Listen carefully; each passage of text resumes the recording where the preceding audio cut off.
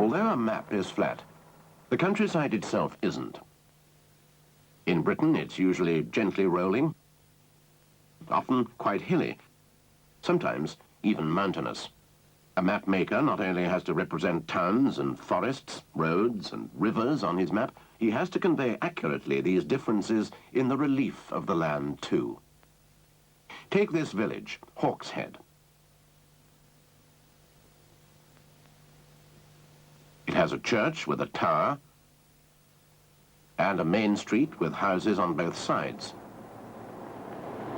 It stands by a stream which flows under a road bridge to a small lake. Behind the village is a wood. You'll find all these features on the map of Hawkshead on the Ordnance Survey 1 to 50,000 scale maps of Great Britain, represented as conventional signs.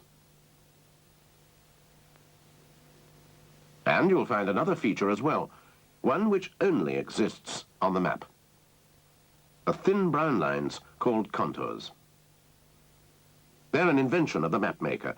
He uses them to indicate the height of the land. Let's see, in one small area, how the contours are built up. A contour is an imaginary line joining points of equal height.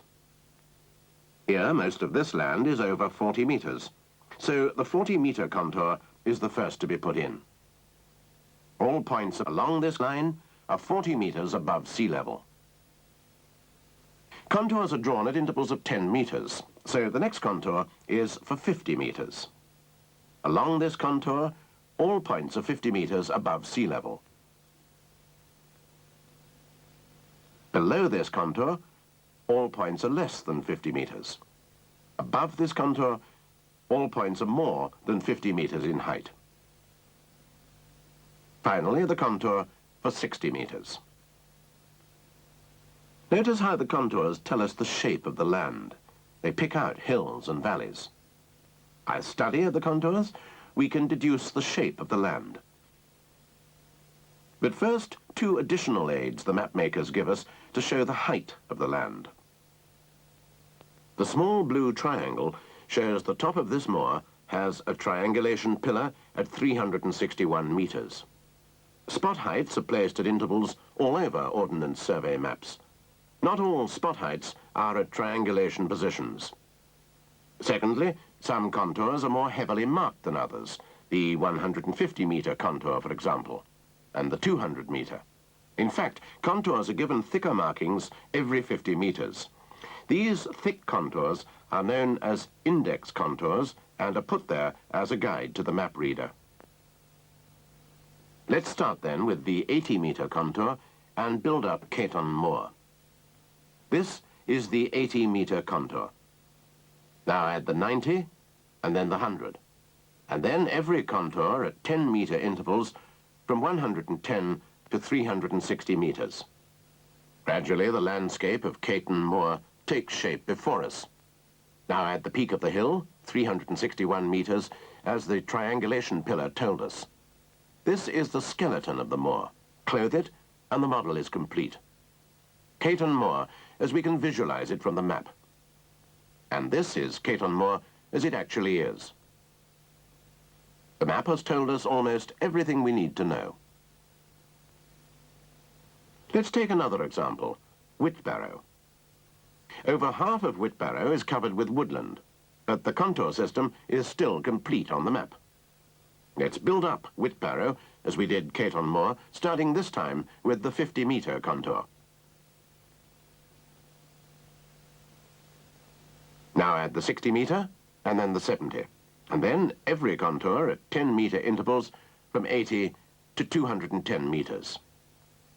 This is the skeleton of Whitbarrow. Clothe it, and our landform model is complete. Finally, the spot height for the top of Whitbarrow, 215 meters. Now let's see Whitbarrow as it actually looks. Woodland blurs, but doesn't obscure the basic shape of the land. Again, the map has told us almost everything we need to know. By using the contours and our imagination, we can see the landscape from the map. Where there are no contours, the land will be flat.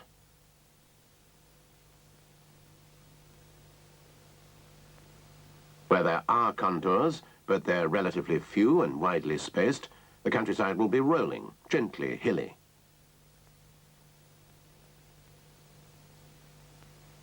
Where there are more contours and they're closer together, the land will be hillier still.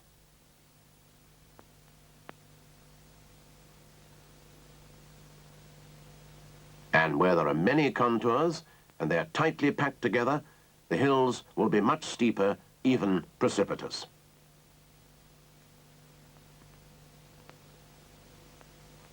Contours can tell us the overall shape of the land from the map.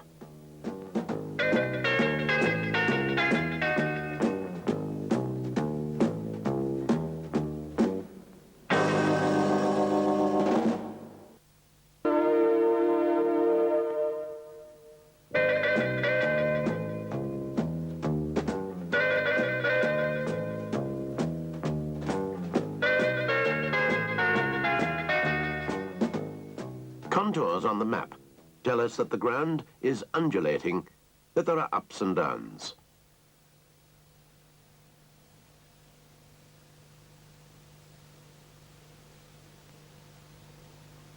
The more contours there are, the more ups and downs we can expect, and the steeper the slope.